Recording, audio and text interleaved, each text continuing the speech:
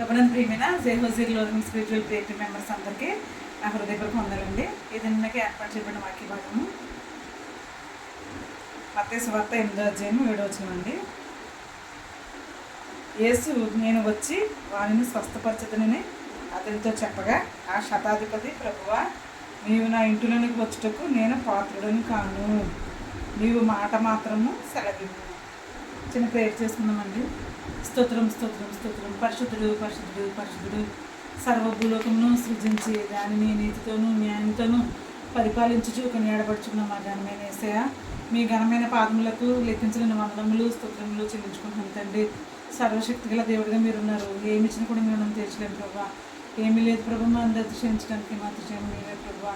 తండ్రి, వాక్యం ఇచ్చిన ప్రతి ఒక్క బిడ్డను నూరంతగా దీవించి ఆశీర్వదించండి. మాకు ఏ వాక్య భాగం అయితే అవసరమైందో ఆ వాక్యాన్ని మీరు మాకు అనుగ్రహించి మీరే మహిమ పొందుకుంటారని, మా కొరకు సిలువలో ప్రాణం పెట్టి తిరిగి లేచిన యేసయ్య పరిశుద్ధనామమున మిక్కిలి వినయంతో బ్రతిమిలాడి పెట్టుకుంటున్నాం మా పరమ తండ్రి. ఆమేన్. ప్రభునందు ప్రియమైన సహోదరి సహోదరులారా, మరొకసారి నా కృతజ్ఞతలు తెలియజేస్తానండి. ఇక్కడ యేసుక్రీస్తు ప్రభు వారు కొండ మీద ప్రసంగం ముగించుకుని ఆయన కపెర్నహూమునకు ఆయన రావడం మనం చూస్తున్నామండి. ఆయన కపెర్నహూమునకు వచ్చినప్పుడు ఆయన అక్కడ ఒక శతాధిపతి ఉన్నాడండి. శతాధిపతి అక్కడ నా దాసునికి పక్షవాయువుతో బాధపడుతున్నాడు, అతను లేవలేని స్థితిలో ఉన్నాడు, వీరు మాట మాత్రం సెలవివ్వండి యేసయ్య అని అడుగుతున్నాడండి. అయితే నా ప్రియమైన సోదరులారా, అక్కడ యేసుక్రీస్తు ప్రభువారు అంటారనమాట. ఆయన ఏమంటారండి, 8వ అధ్యాయం 7వ వచనంలో, నేను వస్తాను, మీ ఇంటికి వస్తాను నడు అని చెప్పినప్పుడు ఆ శతాధిపతి అంటున్నాడు, నేను నా ఇంటికి మీరు రావడం నేను అంత యోగ్యుని కాదు, మీ యొక్క పాదములు నా ఇంట్లోకి పెట్టడం నాకంతా నేను అంత యోగ్యత లేనివాడిని, నేను అసలు అసమర్థుడిని, నేను యోగ్యత లేనివాడిని, నేను ఎందుకు పనికిరాని వాడిని అని తను ఎంతగానో తగ్గించుకుంటున్నాడండి నా ప్రియమైన సోదరులారా. అయితే యేసుక్రీస్తు ప్రభువారు అంటున్నారు, నేను వస్తాను పద అని చెప్పేసి అన్నా కూడా ఆ యొక్క శతాధిపతి ఆ విధంగా చెప్పడం మనం చూస్తున్నామండి.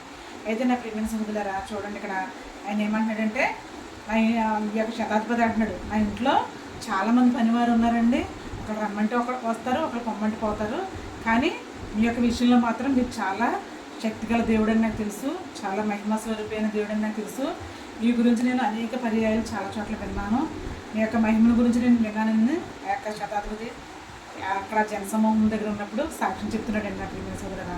అవునండి, ఆయన కొండ దిగి వస్తున్నప్పుడు, ఆయన ప్రసంగం ముగించి కొండ దిగి వస్తున్నప్పుడు కుష్ఠరోగి, దావీదు కుమారుడా, దేవుని కుమారుడా, నీకు ఇష్టమైతే నన్ను శుద్ధి చేయి అని ఆయన అర్థిస్తున్నప్పుడు యేసుక్రీస్తు ప్రభువారు, నీవు నాకు ఇష్టమే అని చెప్పేసి అప్పుడు ఉంటే స్వస్థపరిచారండి. ఆయన స్వస్థపరిచి ఈ యొక్క సూచక్రియను, ఈ మహత్కార్యాన్ని మీరు ఎవరితోనూ చెప్పొద్దు, నీవు మోషే ధర్మశాస్త్రాన్ని అనుసరించి ఈ యొక్క యాజకునికి నీవు కనపరుచుకొని ఆ యొక్క కానుక బాక్స్లో ఈ యొక్క కానుకను, కృతజ్ఞత కానుకను వేయి అని యేసుక్రీస్తు ప్రభువారు అతనికి చెప్పడం మనం చూస్తామండి. ఆ ప్రియమైన సహోదరులారా, రావాలండి, దేవుడు మనకి ఎన్నో మేలు చేస్తారండి. ఈ ఆదివారం సమయంలో మనం దేవునికి ఎన్ని కృతజ్ఞతలు చెల్లిస్తున్నామో మనంతటా మనమే ఇమాజిన్ చేసుకోవాలండి నా ప్రియమైన సహోదరులారా. చూడండి, అక్కడ మన యొక్క ఎయిర్ క్రాష్లో చూడండి, ఏరోప్లేన్ క్రాష్లో ఎంత భయంకరంగా అందరూ కూడా అప్పటి వరకు కూడా చాలా కుటుంబాలతో ఎంతో సంతోషంతో సెల్ఫీలు తీసుకుంటూ చక్కగా మన గమ్యస్థానానికి మనం వెళ్తామని వాళ్ళందరూ ఫుల్ హోప్తో తర్వాత వాళ్ళు చక్కగా మంచి ఎడ్యుకేషన్ పొందుదామని, తర్వాత మంచి లైఫ్ స్టైల్ లీడ్ చేద్దామనేసి అని ఎన్నో ఆశలతో వాళ్ళు ఆ యొక్క ఫ్లైట్లో ప్రయాణం చేస్తారండి. అయితే నా ప్రియమైన సహోదరులారా, అనుకోకుండా వితిన్ సెకండ్స్లోనే వాళ్ళు మరణానికి కూడా మనం చూస్తున్నాం నా ప్రియమైన సహోదరులారా. అంటే ఇక్కడ అపోస్తలుడైన పౌలు గారు అంటాడండి రోమాపత్రికలో, ఏమంటాడంటే మనం మృతులమని అనుకోవాలి, మనం ఏమనుకోవాలంట, మృతులమని అనుకోవాలంట నా ప్రియమైన సహోదరులారా. ఇక్కడ చూడండి, రోమాపత్రిక చూడండి, రోమాపత్రిక 6వ అధ్యాయము 12వ వచనం అండి. కాబట్టి శరీర దురాశలకు లోబడినట్లుగా చావునకు లోనైన మీ శరీరమును పాపము ఏలనీయకుడి, మరియు మీ అవయములన్నీ దుర్నీతి సాధకములుగా పాపమునకు అప్పగింపకుడి.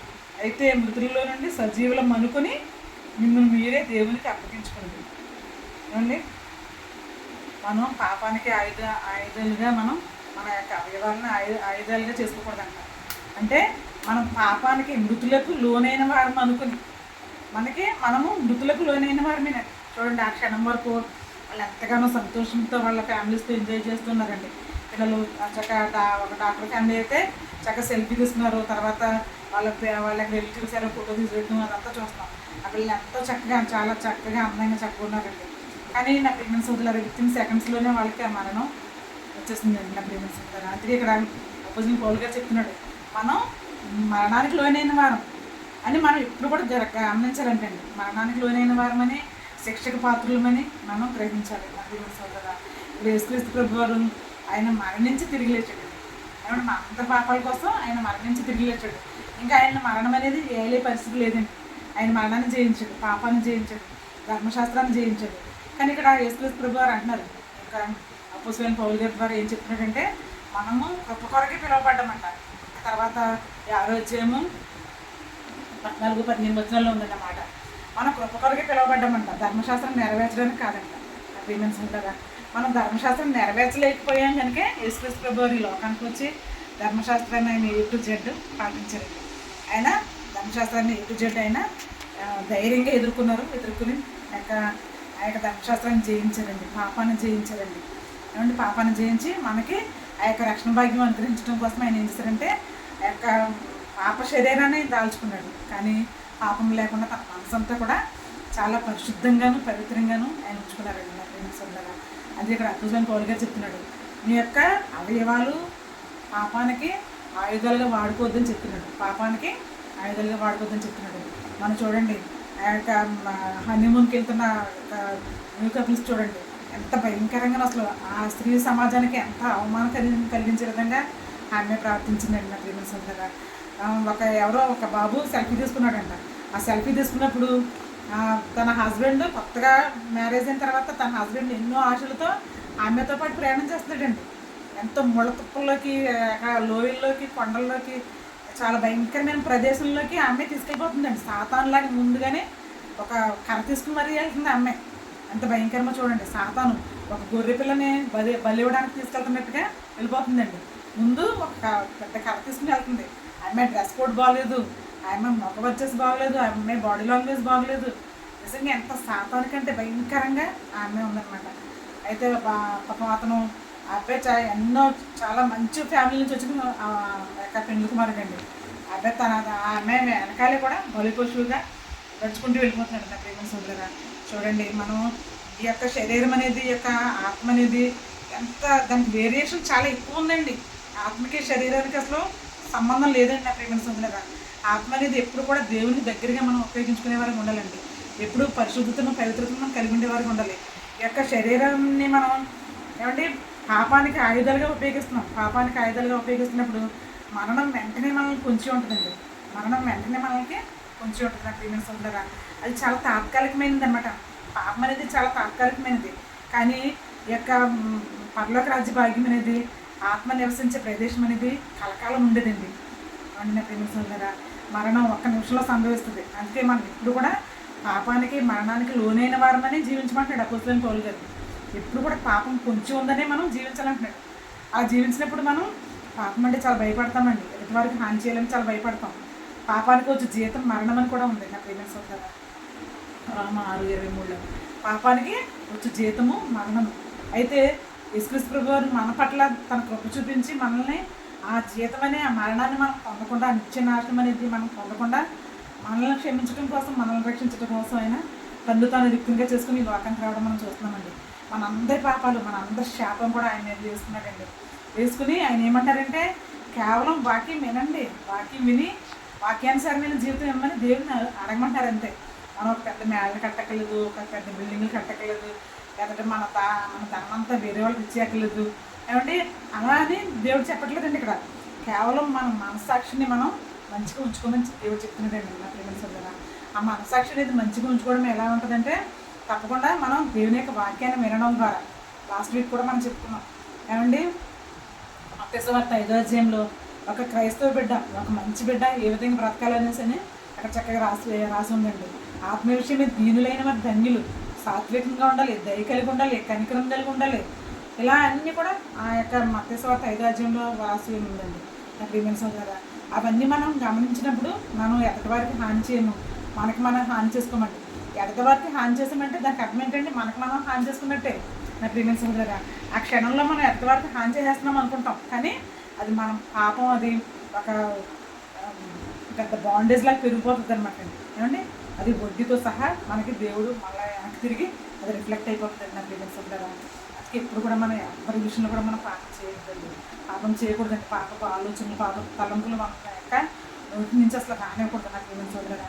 చూడండి, ఆ తల్లిదండ్రులకి ఎంత భయంకరమైన శాపాన్ని, ఎంత భయంకరమైన శోకాన్ని వాళ్ళు బ్రతికినంతకాలం కూడా ఆ ఇరువురు తల్లిదండ్రులు కూడా ఎంత భయంకరమైన శోకాన్ని ఇస్తారో చూడండి నా ఫీలింగ్స్ ఉంటారా. అందుకే మన పిల్లల్ని స్కూల్కి పంపిస్తున్నాం అనుకుంటాం, మన పిల్లల్ని కాలేజీకి పంపిస్తున్నాం అనుకుంటాం, కానీ వాళ్ళకి ఫోన్స్ అసలు ఇవ్వకూడదండి.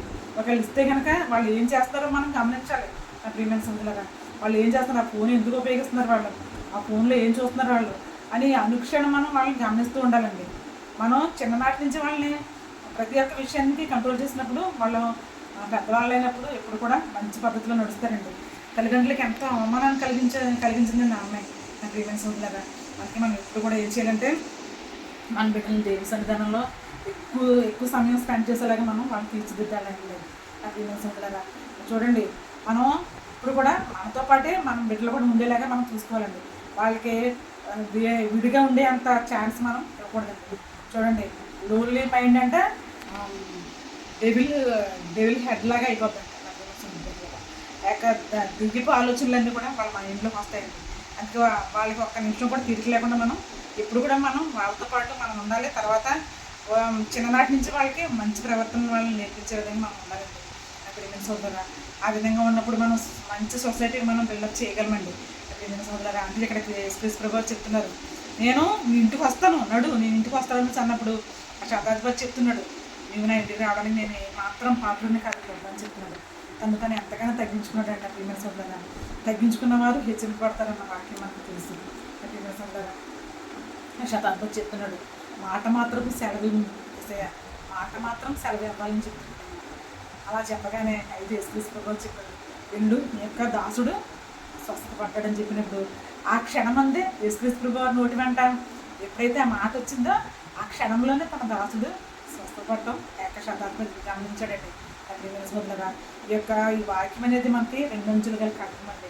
ఏమంటే ఆదికాండం నుంచి ప్రకటన గ్రంథం వరకు మనం ఏ విధంగా బ్రతకాలి, ఏ విధంగా ప్రార్థన చేసుకోవాలి, ఏ విధంగా మన బిడ్డలను పెంచాలి, ఏ విధంగా ఈ సొసైటీలో మనం బ్రతకాలి, ఏ విధంగా మనం పాపానికి దూరంగా పారిపోవాలి, ఏ విధంగా పాపాన్ని మనం విడిచిపెట్టాలి, ఏ విధంగా దైవకీకలు జీవించాలి అని ప్రతిదీ కూడా మనకి ఈ యొక్క వాక్యంలో ఉందండి.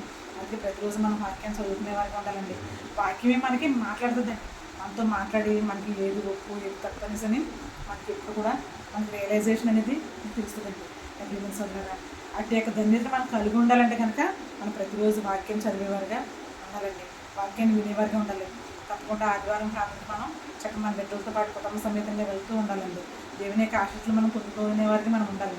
అప్పుడు తప్పకుండా వాక్యమే మన బిడ్డల యొక్క మనసులో ఉండి కృపాసత్య సంపూర్ణుడిగా చాలాసార్లు ప్రతిసారి కూడా మనం ఈ వాక్యం చెప్పుకున్నాం.